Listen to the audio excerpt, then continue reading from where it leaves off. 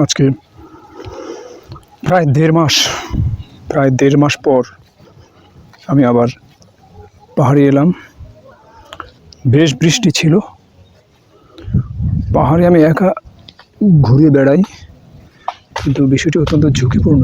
ওখানে কেউ বাঁশ কাটছে জঙ্গলের ভেতরে। অনেক দিন আসি না। আপনারা দেখতে পাচ্ছেন বেশ সবুজ সবুজ হয়ে আছে পাহাড়, অনেক সুন্দর। তো এই পাহাড়ে যখন বৃষ্টি থাকে না, যখন শুষ্ক মৌসুম, তখন এই সবজি ফলানোর জন্য বা কৃষিকাজের জন্য হাহাকার ওঠে। এই পাহাড়গুলোতে ভীষণ রকম হাহাকার ওঠে। এখানে পানি পাওয়া যায় না। কোথাও ব্যাটারি চালিত রিক্সায় করে পানি আনা হয়। আমি একটু ভেতরে ঘুরে দেখাতে পারতাম সবজির চাষগুলো, কিন্তু একা একা ঘুরি। পাহাড়ে অনেক সাপ থাকে, বিষধর সাপ। সাপকে আমি ভীষণই ভয় পাই, যার জন্য ওগুলো ঝোপঝাড়ে যেতে আসলে ভয় পাই। তো যার কারণে আমি একা এখানে দাঁড়িয়ে কথা বলছি। তো এইসব জায়গাও একা একা নিরাপদ নয়। অনেক কৃষক বিষধর সাপের ছোবলও খায়। তো যে কথা বলছিলাম, যে আমাদের দেশে যে আসলে যার যন্ত্রণা সে বুঝে। আমি প্রায় দেড় মাস আজকে বেশ অসুস্থ। এর মধ্যে 7 দিন আমি হাসপাতালেও ছিলাম। সমস্যা পুরোপুরি কাটেনি। একটি সময় বুঝতে পেরেছিলাম যে আমার ডাক্তাররা বলছিলেন অস্ত্রোপচার লাগবে, অস্ত্রোপচার ছাড়া, অপারেশন ছাড়া আর ভালো হচ্ছে না। কিন্তু আমি মনে জোর নিয়ে হাসপাতাল থেকে রিলিজ নিয়ে বাসায় এসে চিকিৎসা চালাচ্ছি। অনেক দিন পর আজকে পাহাড়ে এলাম। পাহাড়ের এই সবুজ, বৃষ্টি, সবজি দেখে প্রাণটা একটু শীতল হলো। কিন্তু এই পাহাড়ে, লালমাই পাহাড়, এই পাহাড়ে যখন ফেব্রুয়ারি, মার্চ, এপ্রিল ওই সময়টায় আসা হয়, তখন দেখা যায় এখানে কি পরিমাণ হাহাকার চলে। আমাদের দেশে, আমি বাংলাদেশের কক্সবাজার, টেকনাফ থেকে উত্তরে রংপুর, দিনাজপুর গিয়েছি, কিন্তু বড়পুকুরিয়া কয়লা খনির যখন কার্যক্রম শুরু হয় তখনও গিয়েছিলাম। কিন্তু তিস্তা ব্যারেজ বা তিস্তা সেচ প্রকল্প, তিস্তা নদীর সেই যে পানির যে দুর্দশা শুষ্ক মৌসুমে আমাদের দেশে, সেটা যে কী পরিমাণ তীব্র হতে পারে, এটি আমি মাঝে মাঝে পাহাড়ে তো আসলে পানির ব্যবস্থা নেই, এত উঁচুতে বৃষ্টি নির্ভর। তো শুকনো মৌসুমে কৃষকেরা হাহাকার করতে থাকে যে কীভাবে একটু পানির ব্যবস্থা করা যায়। পানি না হলে এখানে কৃষি বন্ধ হয়ে যায়। এই ব্যাপারে সরকারের যে কৃষি সংশ্লিষ্ট সংস্থাগুলো রয়েছে, তাদের আসলে সেরকম কোনো এখনও কার্যকরী উদ্যোগ এখানে পরিলক্ষিত হয় না। তো আজকে 3 বছর ধরে আমি পাহাড়ের কৃষি এবং তাদের শুষ্ক মৌসুমে যে হাহাকার, এগুলো আমি দেখি। তো আমার অনেকবারই ইচ্ছে ছিল তিস্তা ব্যারেজ এবং এই শুকনো মৌসুমে মার্চ, এপ্রিল, মে, ওই সময়টায় বাংলাদেশের রংপুর, দিনাজপুর, নীলফামারী এইসব জেলায়, যেখানে আসলে শুকনো মৌসুমে এই তিস্তা ব্যারেজের এই ন্যায্য পানির হিস্যা না পাওয়ার কারণে কি পরিমাণ ভয়াবহ নারকীয় অবস্থা চলে ওই দিকটায়। যখন আসলে আমি যাব করে কখনই যাওয়ার সুযোগ হয়নি, কিন্তু পত্রিকার প্রতিবেদনগুলো পড়তে মাঝে মাঝে আমি বুঝি যে আসলে কৃষকের দুঃখ কেউই বোঝে না। ধরুন যে শুষ্ক মৌসুমে বা বড় চাষের জন্য যদি 12 লক্ষ হেক্টর জমি যদি চাষযোগ্য থাকে এই তিস্তা সেচ প্রকল্পের আওতায়, তো সেক্ষেত্রে ওই প্রকল্পে চাষ হয়, শেষ অবধি চাষাবাদ করা যায় হয়তো 50,000 হেক্টর অথবা 60,000 হেক্টর জমি। কারণ সেচের জল আসবে কোত্থেকে? ওই সময়টায় এই তিস্তা ব্যারেজের উজান ভাটি দুদিকে শুধু ধুধু চর থাকে। আমি সরাসরি কখনো এসব প্রত্যক্ষ করিনি। বছর ধরে আমি যে পত্রিকার বা টেলিভিশনের রিপোর্টগুলো অন্য সাংবাদিকদের পাঠ করেছি, এগুলির পরিপ্রেক্ষিতে এইসব কথাগুলো বলছি। তো ওখানে নদীতে, তখন তিস্তা নদীতে পানি এতই অল্প আসে যে অনেক সময় নদীর যে মূল খাত, যাকে চ্যানেল বলা হয়, এই চ্যানেল ঠিক রাখাই বেশ কঠিন হয়। এবং ওখানে আরেকটি বিষয় হয় যদিও এই তথ্য সমৃদ্ধ আলোচনাটি আমি এই মুহূর্তে করতে পারছি না, কারণ আমি এখন পাহাড়ে এসে সবুজ দেখে বা পাহাড়ের যে খরা মৌসুমে কৃষি না করতে পারার যন্ত্রণা থেকে আমি কিন্তু আলোচনা করতে করতে তিস্তা ব্যারেজ প্রকল্পে চলে গিয়েছি বা সেচ প্রকল্পে, এবং ওখানকার যে যন্ত্রণা প্রতিবেদন, ওখানকার যে প্রতিবেদন বিভিন্ন পত্রিকায় আমি এগুলো নিয়ে মোনাজাত উদ্দিনের বিভিন্ন প্রতিবেদন তো উত্তর বাংলার অনেক আগে পাঠ করেছি। তিনি যখন সংবাদে কাজ করছিলেন, অথবা তার যে পথ থেকে পথে বা আরও যে অন্যান্য গ্রন্থগুলো আমি জাতীয় গ্রন্থকেন্দ্র পাঠাগার ঢাকায় গুলিস্তানে 1992 সালে তার ওই গ্রন্থগুলো 92 এবং 93 সালে তার গ্রন্থগুলোর সঙ্গে আমি পরিচিত হই। এবং 93 সালে আমি কুমিল্লা এসে সাপ্তাহিক আমোদ পত্রিকার, দেশের প্রাচীনতম একটি পত্রিকা, সাপ্তাহিক আমোদ পত্রিকার প্রতিষ্ঠাতা সম্পাদক মোহাম্মদ ফজলে রাব্বির আরেকটি গ্রন্থ পাই আমি, সাংবাদিকের আত্মজৈবনিক কাহিনী। সেই কাহিনী হলো এই কাগজের নৌকা, সাংবাদিকের দিনলিপি। সর্বশেষ এই গ্রন্থটি আমার ছেলেও পাঠ করেছে। তো এই কাগজের নৌকা পাঠ করে আমি মোনাজাত উদ্দিনকে সরাসরি কখনোই পাইনি, তার গ্রন্থগুলো পাঠের মাধ্যমেই তার সঙ্গে আমার পরিচয়। পরে সংবাদে তার দেশের যে বিখ্যাত পত্রিকা সংবাদ দৈনিক, সেই পুরনো পত্রিকায় তার প্রতিবেদন অনেক পাঠ করেছি। তারপর সংবাদ পত্রিকার পরে তিনি জনকণ্ঠে যোগদান করেছিলেন। জনকণ্ঠের আরও অনেক সিরিয়াস রিপোর্টার ছিলেন তখন, সমুদ্র হক বা যাই হোক, আমি মোনাজাত উদ্দিনের রিপোর্টগুলো কন্টিনিউ পড়ছিলাম তখন। কিন্তু একদিন সেই যমুনা নদীতে ফেরি দুর্ঘটনায় ছবি তোলার সময় তিনি আসলে পা পিছলে পড়ে গিয়েছিলেন যমুনা নদীতে এবং উঠতে পারেননি, এবং তিনি ডুবে মারা গিয়েছিলেন। অত্যন্ত দুঃখজনক মৃত্যু হয়েছিল মোনাজাত উদ্দিনের। তো এই সাংবাদিকতার বা সাংবাদিক সরাসরি আমি এই একজন প্রবীণ সাংবাদিকের মুখোমুখি নয়, আসলে একজন প্রবীণ সাংবাদিকের সঙ্গে আমার দেখা হয়ে গেল, এবং তার হাত থেকে একটি সৌজন্যকপি গ্রন্থ আমি পেলাম। তার 38 বছরের মফস্বল সাংবাদিকতার অভিজ্ঞতা ভিত্তিক সেই কাগজের নৌকা তিনি আমাকে দিয়েছিলেন 93 সালে। এবং এই গ্রন্থটির সঙ্গে মোনাজাত উদ্দিনের সেই যে রিপোর্টের নেপথ্য দিনলিপি, ডায়েরি, এগুলোর বিশেষ যোগসূত্র আমি খুঁজে পেলাম, এবং এগুলো আমার সাংবাদিকতা করার ক্ষেত্রে এগুলো অনেক ভূমিকাও রেখেছে। তো যাই হোক, আমি যে কথাটি বলছিলাম, উত্তর বাংলার বিভিন্ন প্রতিবেদন আমি পাঠ করছিলাম।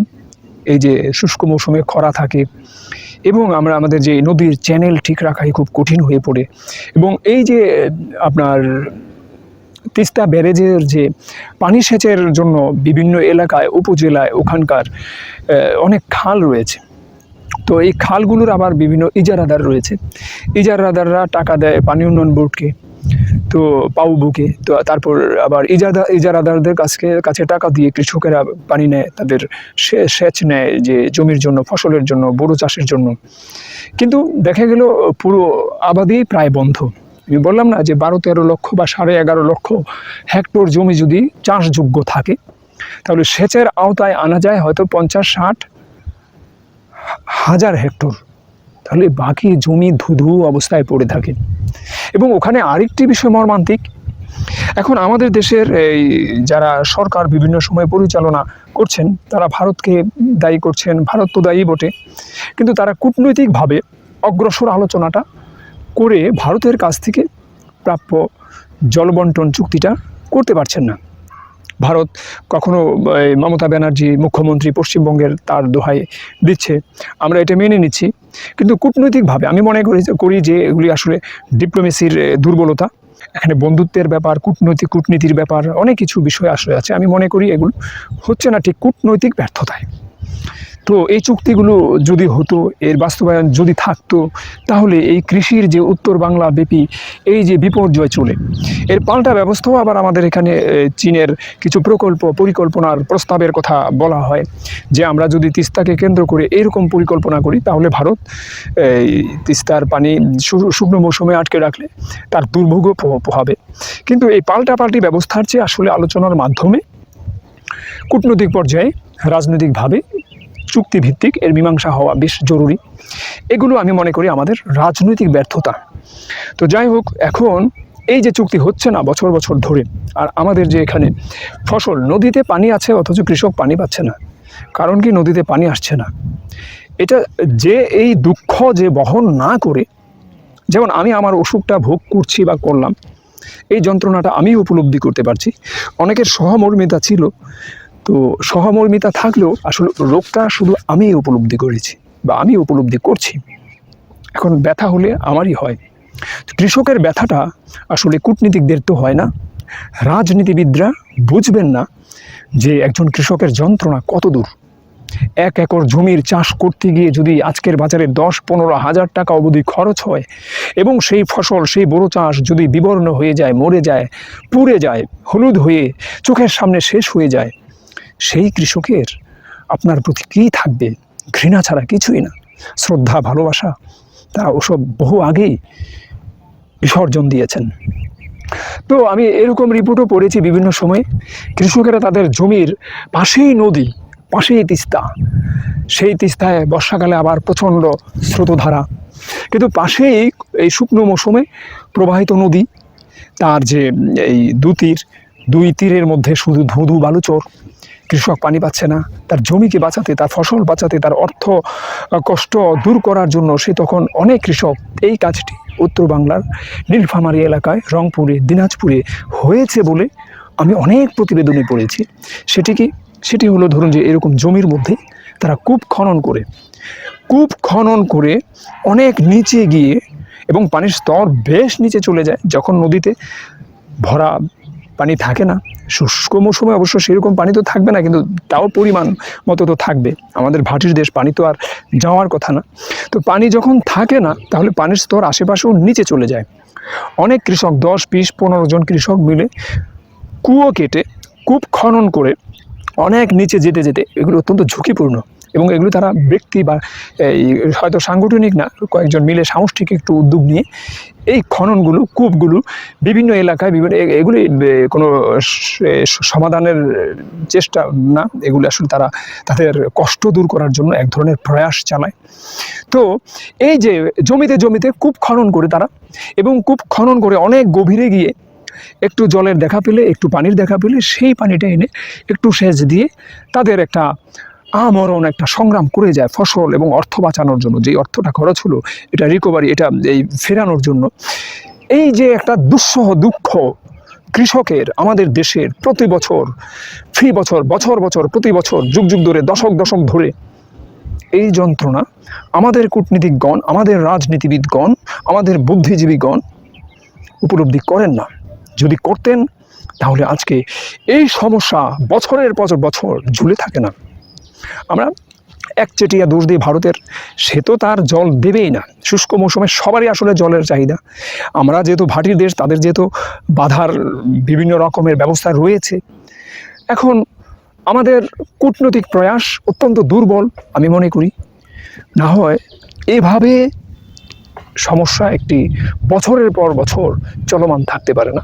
তো কৃষকের কি যন্ত্রণা ওই তিস্তা ব্যারেজ এলাকায় অথবা তিস্তা সেচ প্রকল্প এলাকায়, সেটি এখন আমি এই মুহূর্তে আমার হঠাৎ এখানে পাহাড়ে শুষ্ক মৌসুমে কৃষি পানি না পেয়ে, জল না পেয়ে, কৃষি না হওয়ার যন্ত্রণাবিদ্ধ কৃষকের দুঃখের কথা বলতে গিয়ে যোগসূত্র ধরে সেই তিস্তা সেচ প্রকল্পের কথা এবং তিস্তা ব্যারেজের শুষ্ক মৌসুমে মার্চে, এপ্রিলে, মে মাসে বোরো চাষের সেই সময়টায় যখন তিস্তা ব্যারেজের উজানে ভাটিতে ধুধু বালুচর মরুভূমি বিস্তীর্ণ হয়ে যায়, সাহারায় রূপান্তরিত হয়, সেই যন্ত্রণা বিদ্ধ কৃষকের কথা বলতে গিয়ে আজকে আমি লালমাই পাহাড়ের, আপনারা বলবেন যে আপনি তো এখন সবুজে আছেন, চারদিক সবুজ, তাহলে আপনি সেই দুর্দশাগ্রস্ত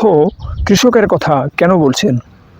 আমি বলছি এজন্য যে আমরা এখন এই যে ওপেনহাইমারের আপনার এই পারমাণবিক অস্ত্র আবিষ্কারকর্তার কথা বলছি, আমরা এখন পরমাণু অস্ত্র নিয়ে লড়াই করার চিন্তা করছি, তৃতীয় বিশ্বযুদ্ধ সন্নিকটে বলছি, ইউক্রেন যুদ্ধ নিয়ে কথা বলছি, রাশিয়ার সঙ্গে ইউক্রেন যুদ্ধ বা আমেরিকার যে ন্যাটোর যে আরও বিস্তৃতির কথা বলছি। আমরা আজকে এই এশিয়া মহাদেশে ন্যাটোর অগ্রযাত্রা কীরকম হতে পারে আগামী দিনগুলোতে, বা কতটা অগ্রসর হবে, এসব নিয়ে কথা বলছি। দক্ষিণ চীন সাগর নিয়ে কথা বলছি, পৃথিবীর সহিংসতার কথা বলছি। কিন্তু আমরা একবারও কি ভেবেছি আমাদের এই যে পৃথিবী, এই যে আমাদের সবুজ গ্রহটি, যেটি মহাকাশ থেকে নীল সুনীল গ্রহ দেখা যায় জলের কারণে, সাগরের কারণে, মহাসাগরের কারণে, এবং হয়তো অক্সিজেনের কারণেও, তো এই গ্রহটিতে এত জীববৈচিত্র্য, অথচ আমাদের নিজেদের এই পৃথিবী গ্রহের উপগ্রহ চাঁদ, সেখানে অক্সিজেন নেই, বাতাস নেই, জল নেই, প্রাণ নেই, কিছুই নেই। তো এরকম নেই একটি গ্রহে আমরাও রূপান্তরিত হতে পারি কিভাবে? এই সহিংসতায়, এই বিধ্বংসী কর্মকাণ্ডে, এই পরিবেশ হত্যা করার মধ্য দিয়ে আমরা একটি হলো প্রাকৃতিক দুর্যোগ, যেমন চাঁদে বলা হয় অলওয়েজ ধূমকেতু বৃষ্টি হচ্ছে, উল্কাপিণ্ড পড়ছে, চাঁদের অবস্থা খুব খারাপ। আর অন্য গ্রহ, নক্ষত্র বা নক্ষত্র বলয়, গ্যালাক্সি, এগুলির বিষয়ে আমরা নাই গেলাম। শুধু পৃথিবীর যে উপগ্রহ, সেই উপগ্রহের মধ্যে কোনো অস্তিত্ব নেই প্রাণের। কখনো ছিল কিনা সে নিয়ে গবেষণা বিস্তর চলছে। মাটির নিচে হাড়গোড় পাওয়া যায় কিনা, জল আছে কিনা, ছিল কিনা, জলের অস্তিত্ব কখনো ছিল কিনা, এই নিয়ে বিস্তর গবেষণা চলছে। কিন্তু আমাদের এখানে সব বিরাজমান কোটি কোটি বছর ধরে রয়েছে, প্রাণ বৈচিত্র্য রয়েছে, জল রয়েছে, মহাসাগর রয়েছে, সবুজ রয়েছে, বৃক্ষ রয়েছে, অক্সিজেন রয়েছে।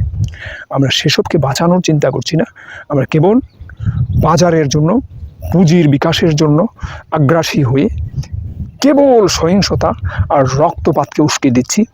এগুলি খুব শুভ লক্ষণ নয়। আজকে যে আমাদের এই যে তিস্তা এলাকার কথা বললাম, বা এই লালমাই পাহাড়ে বছর বছর তারা শুষ্ক মৌসুমে সেচের মধ্যে থাকে না, প্রায় 3 মাস তাদের আসলে কৃষি হয় না। তাহলে রাষ্ট্রের এত যে বরাদ্দ, আমি জানি না বাংলাদেশে আর আরও অন্যান্য পাহাড়ের এই সেচের বিকল্প, অথচ মোটর বসালেই কিন্তু কৃষিটা হয়। তো এখন নেই এই যে কৃষি, এই যে আমি এখানে যেখানে দাঁড়িয়ে কথা বলছি, এইসব কৃষিতে, এইসব কৃষি জমিগুলোতে আপনারা শুষ্ক মৌসুমে কি পাবেন না, এই শুষ্ক মৌসুমে এসে কোনো সবজি পাবেন না। কেন পাবেন না? জল নেই। কেন পাবেন না? সেচ নেই। তাহলে সেচ যদি নাই থাকে, তাহলে আমরা আমাদের এই কৃষি মন্ত্রণালয় সহ সংশ্লিষ্ট দপ্তর সংস্থাগুলো তাহলে কি করছে? বরাদ্দ তো কম হচ্ছে না। শুধু লালমাই পাহাড়ের কথা বলছি না, বাংলাদেশ আরও অন্যান্য জেলায় যেসব পাহাড় রয়েছে, পাহাড় তো উঁচু, সেখানে আসলে এই পানির সমস্যাটা শুষ্ক মৌসুমে থাকবেই। তো আমি এগুলোর সঙ্গে একেবারে ওতপ্রোতভাবে জড়িত। আমি বিভিন্ন কৃষকের সাক্ষাৎকার বিভিন্ন সময় নিয়েও রেখেছি, ভিডিওতে কিছু পাবলিশড হয়েছে। তো তাদের যন্ত্রণাগুলোর সঙ্গে আমি পরিচিত রয়েছি। কিন্তু আমি যে উত্তর বাংলার আজকে যে তিস্তা ব্যারেজের কথা, তিস্তা সেচ প্রকল্পের কথা, শুষ্ক মৌসুমের ওখানকার দুর্দশার কথা বেশ আলোচনায় আসে, তিস্তা চুক্তি না হওয়ার কথা আসে। কিন্তু এখন আমার কাছে মনে হলো এই সামান্য একটু জায়গা লালমাই পাহাড়ের এই শুষ্ক মৌসুমে কৃষি না হওয়ার যে যন্ত্রণার কথা আমি নিজে দেখি, যেটা দ্বারা আমি আমার নিজের একটি অভিজ্ঞতা রয়েছে। কিন্তু সেই বিশাল, যেখানে 12 লক্ষ 13 লক্ষ বা 11.5 লক্ষ হেক্টর বোরো চাষ, সামান্য একটু জমি বাদ দিলে প্রায় বন্ধ থাকে শুধু জলের জন্য, সেচের অভাবে। অথচ এত বিশাল প্রকল্প তিস্তা ব্যারেজ, তিস্তা সেচ প্রকল্প, সেটি কত মর্মান্তিক। ওখানে না যাওয়া অবধি এটি এখানে থেকে উপলব্ধি করা সম্ভব নয়, এবং একজন কৃষক পরিবারের সদস্য না হওয়া অবধি সেটি আসলে উপলব্ধি করা সম্ভব নয়। ঋত্বিক কুমার ঘটক ভারতীয় চলচ্চিত্র পরিচালক ছিলেন, একেবারে ব্যতিক্রম ধারার। তো তাকে বলা হয়েছিল যে তিনি তিতাস একটি নদীর নাম যখন ব্রাহ্মণবাড়িয়ার তিতাস একটি নদীর নাম অদ্বৈত মল্ল বর্মণের উপন্যাস অবলম্বনে তিতাস একটি নদীর নাম যখন করার কথা ভাবছিলেন পাকিস্তান আমলে, তো সবাই তাকে, তখন আইয়ুব খানের সরকার তাকে বাংলাদেশে আসা, তার জন্য তিনি কমিউনিস্ট পার্টি করতেন এক সময়।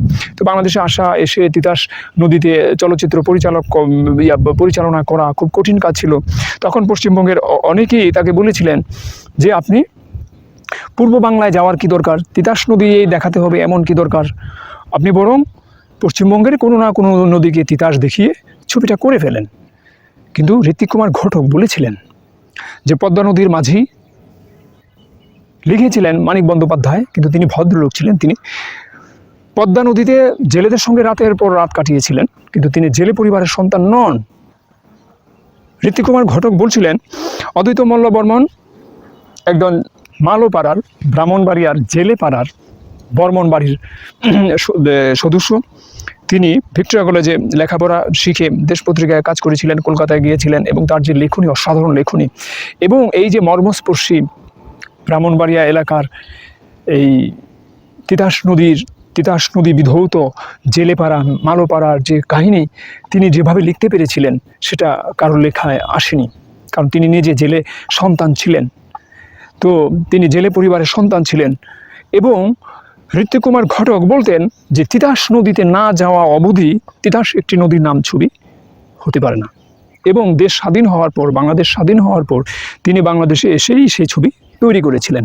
তো তিতাস একটি নদীর নাম ছবি তৈরি করার জন্য ঋত্বিক কুমার ঘটক যেমন বলেছিলেন যে তিতাস নদী ছাড়া এরকম তিতাস একটি নদীর নাম উপন্যাসের চলচ্চিত্র রূপ দেয়া সম্ভব নয়, তেমনি একজন কৃষকের সন্তান না হওয়া অবধি এবং এরকম ধুধু বালুচর বিস্তৃত মরুকরণ হয়ে যাওয়া এলাকার কোনো কৃষকের সন্তান না হওয়া অবধি সেই যন্ত্রণা আমরা কেউই উপলব্ধি করব না।